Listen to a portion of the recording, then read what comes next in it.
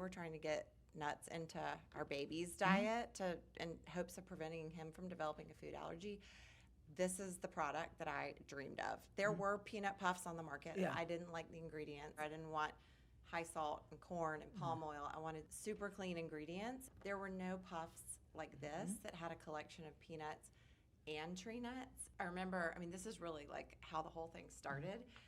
Sitting in our kitchen one night, so frustrated because we're trying to get all these, there are a gazillion tree nuts. We're trying to get peanuts and all these tree nuts into a 6-month-old's diet, and you have to modify them. You either have to like blend them up in the blender or, modify nut butters. And we're busy and we're working and don't have time for that, like most parents. And so I'm sitting there with a jar of expensive, messy mixed nut butter and a jar of those rice puffs that, are ubiquitous. Like kids just love them. Ours did. They do nothing for them. They have like no nutritional value.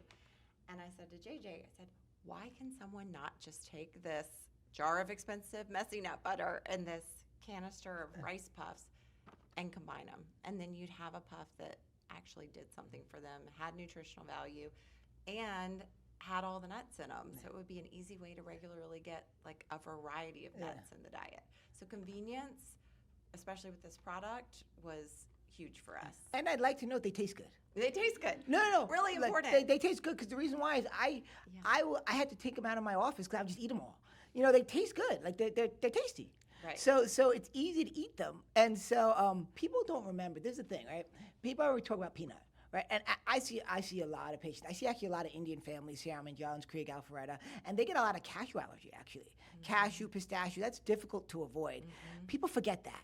And this one makes you remember that. You got the cashew, you got the walnut. So I like this. I like that it's measured. I'm like, just do one. And the nervous mom, do one.